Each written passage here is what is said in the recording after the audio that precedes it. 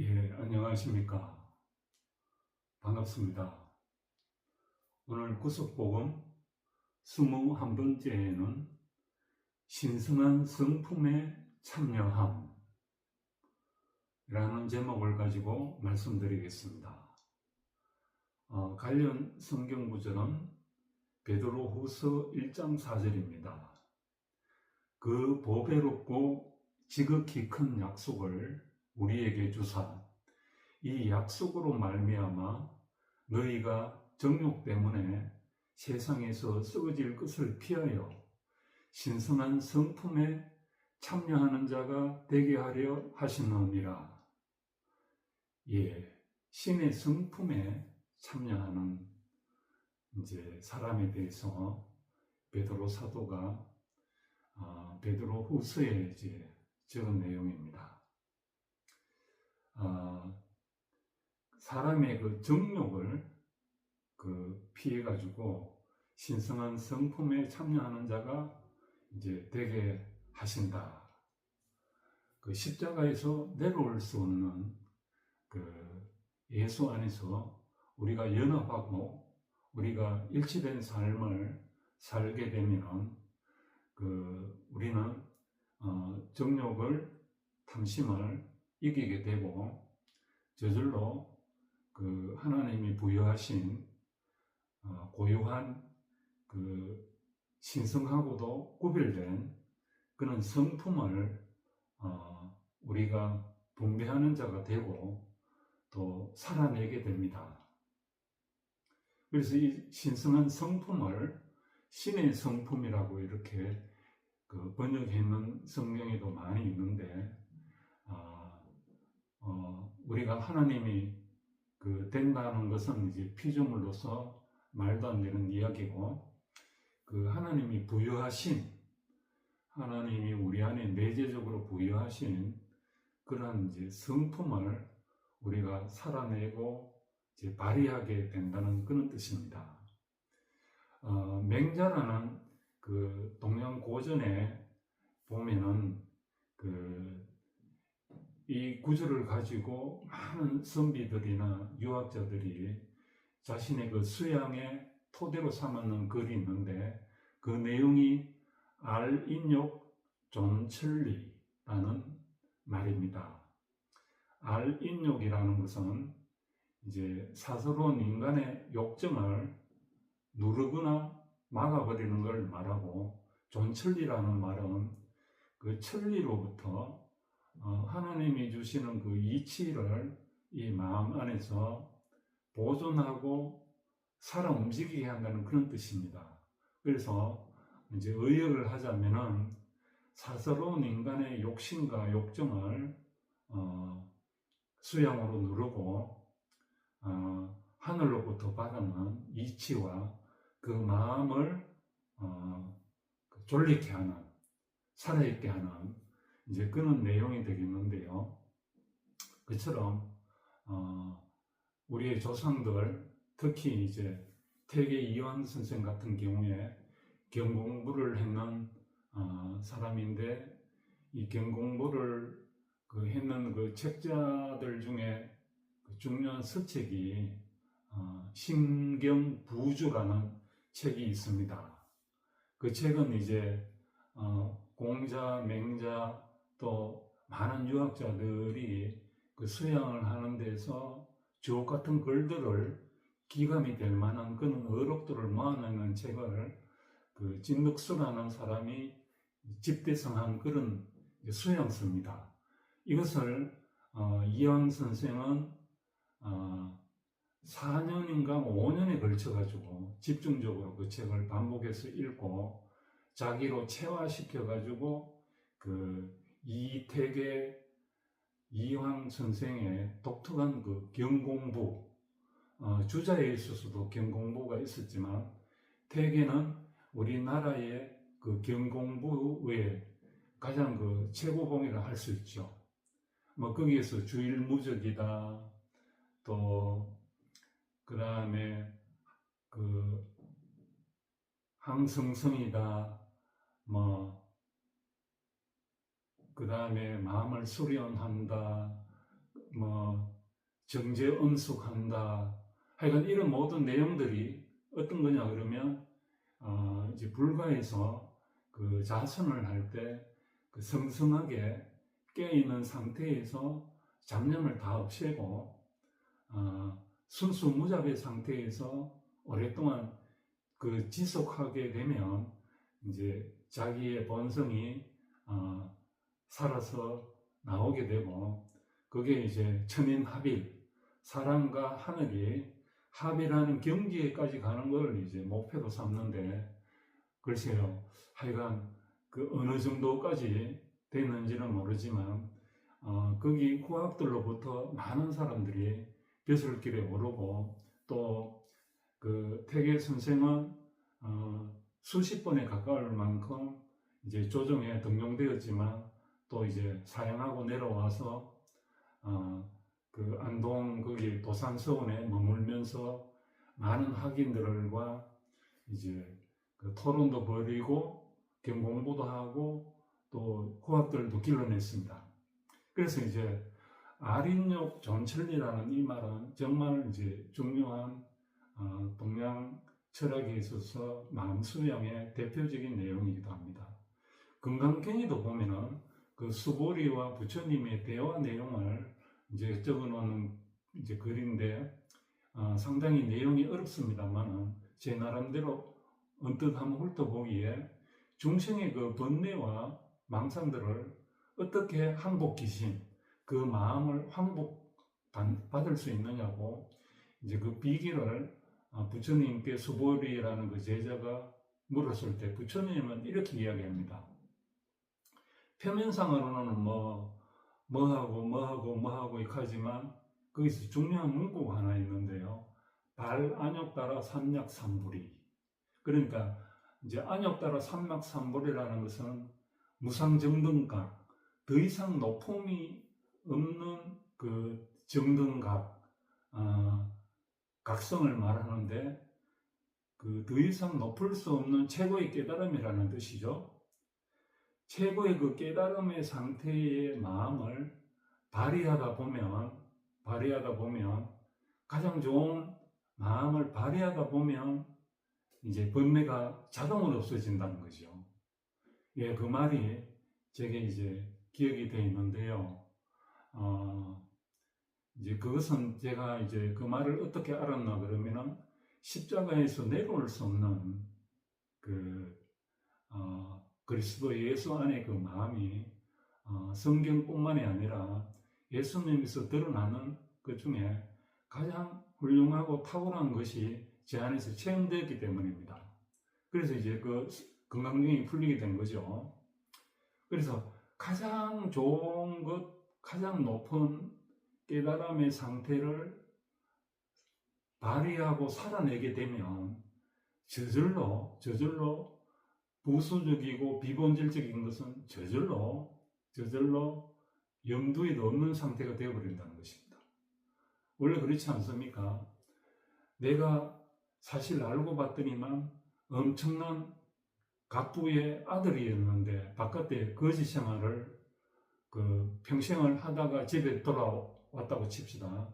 그러면 이때까지 거지 생활이 다 끝나버리잖아, 그죠? 왜 그러냐 하면 가장 그 갑부의 아들로서 나의 모든 재산이 이제 아버지 안에 나의 모든 누림이 최상의 것으로 바뀌어졌기 때문에, 그래서 최상의 상태가 만나면은 이때까지 최상에 있던 모든 것이 끝나버리잖아요, 그죠? 그거와 똑같이 우리 안에서 이제 하나님의 그 성품이 드러나게 되면은 하나님의 성품이 아닌 모든 것들은 자동적으로 끝나게 된다. 이걸 제가 이제 설명하기 위해서 장황하게 이야기했습니다.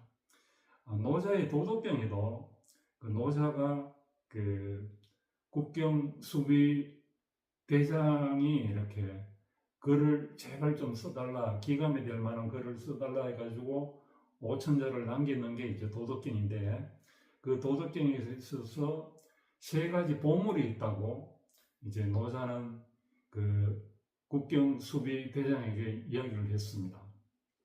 그 세 가지 보물이, 첫째는 그 자비롭다 할 때 자자고, 두 번째는 검약하다 할 때의 검자고, 세 번째는 불감이선 천하.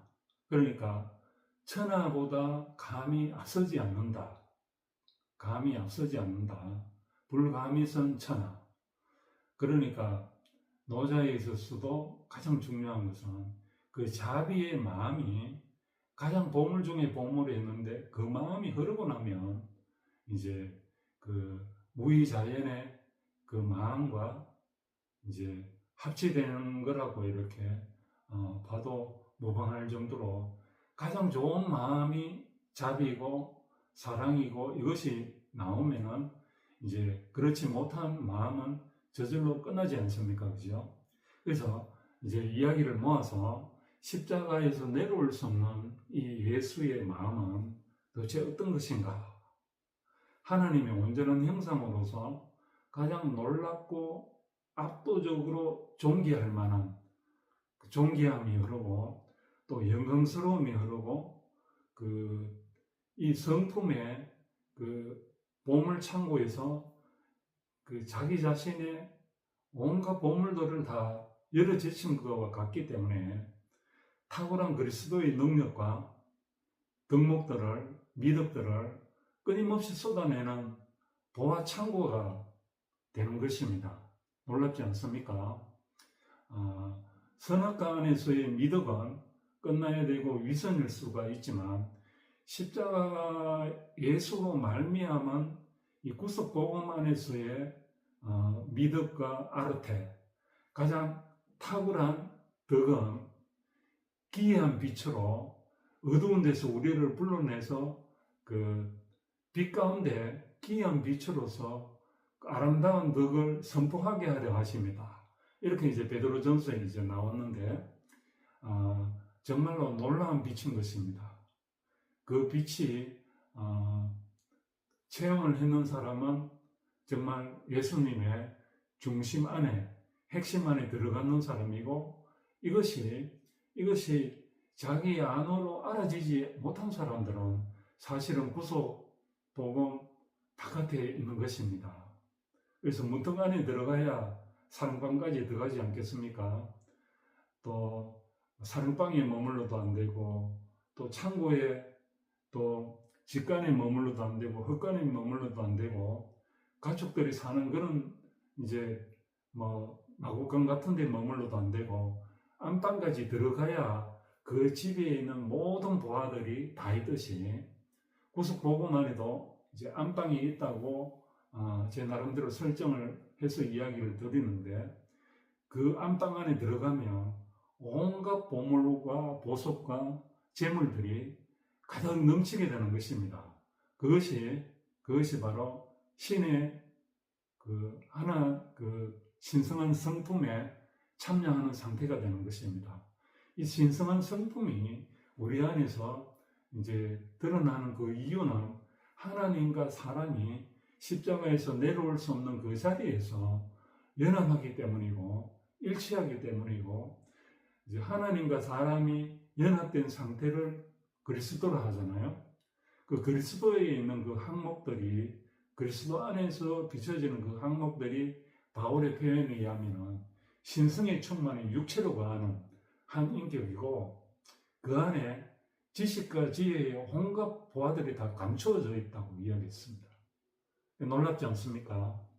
예, 그래서 구속복음 안에서도 표면적으로 그것을 수박 것처럼 하는 것이 아니라 그 안에 실제 그 내용들은 무궁무진한 것이 많은 것입니다. 그것은 신의 성품 안에 들어가 봐야 이제 그걸 이야기할 수 있고, 또 자기가 그걸 아는 만큼 이제 드러나게 되어 있고 쏟아내게 되어 있습니다. 그래서 선포는 문구나 구절의 그 표면적인 것이 아니라 그 마중물로 연결해서 마르지 않고 고갈되지 않는 그 생수에 용수선 치는 물을 끊임없이 내놓는 그 마르지 않는 지하수, 예, 광천수, 이제 마르지 않는 샘과 같은 것이죠. 그래서 이 물을 마시는 자마다 목마르거니와 내가 주는 물을 마시는 자는 영생토록 솟아나는 샘물이 되게 하겠다. 이렇게 이제 사마리아 여자 앞에서 이제 예수님이 요한복음 4장에서 이야기를 했던 것이죠. 그래서 우리가 십자가에서 내려올 수 없는 그 자리에서 이제 끝난다는 것은 우리가 막 그 굴종으로서 어쩔 수 없이 이제 수동적으로 죽는 상태가 아니라 사실은 더 엄밀하게 말하면 그분의 영광과 존귀한 빛 안에서 빛비침을 받고 나서 우리가 이때까지 알았던 가짜의 나가 먼지처럼 흙부스러기처럼 완전히 끝나버리는 상태를 말하는 것입니다. 그래서 우리가 완전히 끝남을 경험하는 것은 정말 하나님이 신성한 사랑이라고 고백하지 않을 수가 없고, 눈물이 정말 강물을 이루듯이 우리 안에서 그 은혜와 긍휼을 청량할 길이 없는 것입니다. 그래서 우리에게 이제 어떤 변화가 오느냐 하면, 분유하고 갈팡질팡하는 사람들은 정말 차분하고 안정적인 사람으로 변화되고, 또 우울하고 깔아앉고 막 숨어있는 그런 의기소침한 사람, 좀 디프레스 된 그런 상태에 있는 사람들은 이제 어떤 식으로 바뀌냐 하면은 확 트였기 때문에 이제 그 해방되어진 사람처럼 활발하고 누구나 다 원만하게 어울릴 수 있는 사람으로 변화되게 되어 있습니다.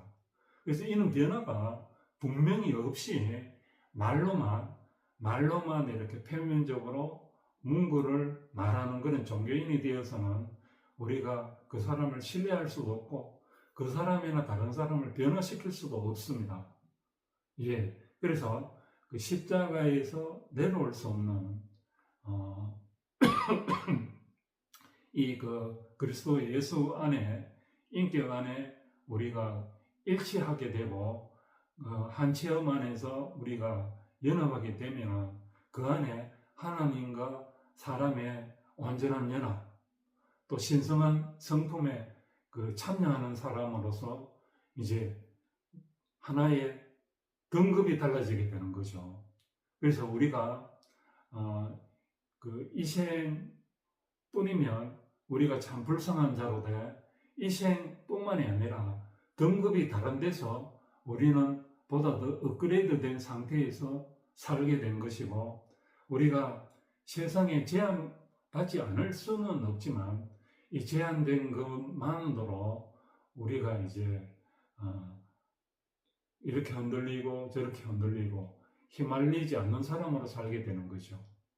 그래서 사도들과 또 예수를 경험했던 그 많은 생명의 그 노선에 있는 사람들은 다른 이제 썩어지지 않을 그런 씨를 받았고, 그 씨를 이제 꽃 피우고 열매 맺는 사람으로 이제 살게 된 것입니다. 그래서 이제 오늘은 보배롭고 지극히 큰 약속을 우리에게 주사 이 약속으로 말미암아 그 정욕이나 세상에서 썩어질 것을 피하여 신성한 성품에 참여하는 자가 되게 하시려고 하셨다. 이렇게 이제 했는 그 구절을 우리가 십자가에서 내려올 수 없는 이 피조물의 자리에서 우리가 그 택함을 받고 우리가 이렇게 누림이 된다는 것이 너무 이제 감사한 일이 되었습니다. 예, 끝까지 들어주셔서 감사합니다. 다음에 뵙겠습니다.